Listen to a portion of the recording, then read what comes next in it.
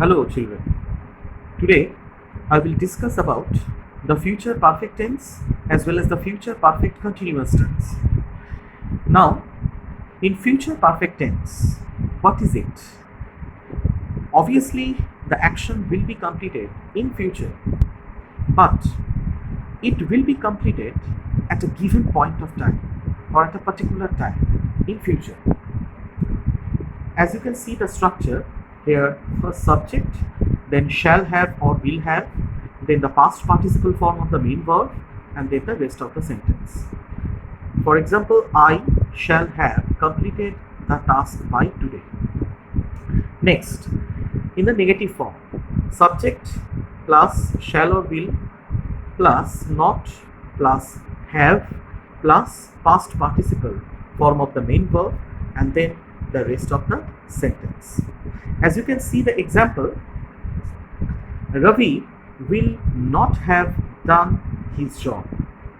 Next, in the interrogative sentence, first shall or will, which will precede the subject, followed by have, then past participle form of the main verb, and then the rest of the sentence. Remember children, after shall or will, we will only use have. We will not use has. Next, the use of the future perfect tense. As you can see, it describes an action that will be completed at a given point of time in future. I have already said this. Now you can see the example, I shall have returned home from school by that time. That means by, you can suppose it is 6 o'clock or 7 o'clock, I shall have returned home. So in future, by a particular time, I shall have already returned from school to my house. Next, it describes an action finished before a point in the future. That means before she moves to China, she will have learned Chinese. That it shows that she will move to China in future, but before moving to China, she will have already learned Chinese language. So these are the uses as well as the structure of future perfect tense. Now we will read about the future perfect continuous tense. As you can see, the future perfect continuous tense, the structure.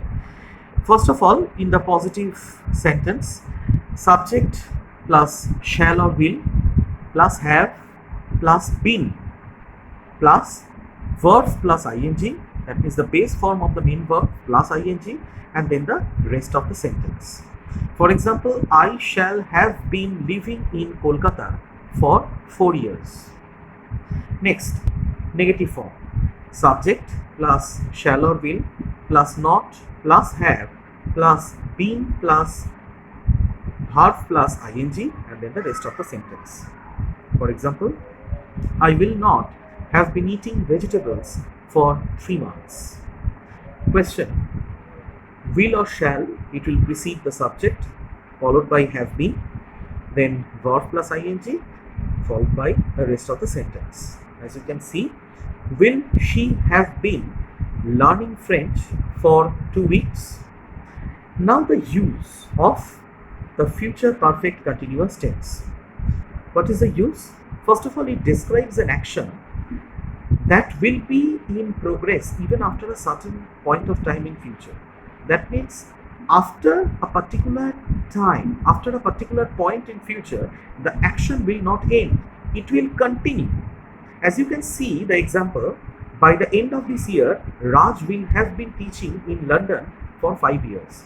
That means, for example, by the end of this year, that is 2020, by the end of 2020, Raj will have been teaching in London for 5 years. That doesn't mean that Ram will not teach in future, but it means that by the end of 2020, he will have been teaching in London for 5 years.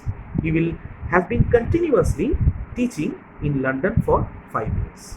So this is the use of future perfect continuous tense. With this, the uses as well as the structure of future perfect continuous tense ends. I hope this video has made you clear about the future perfect tense as well as the future perfect continuous tense. Thank you. Stay fine.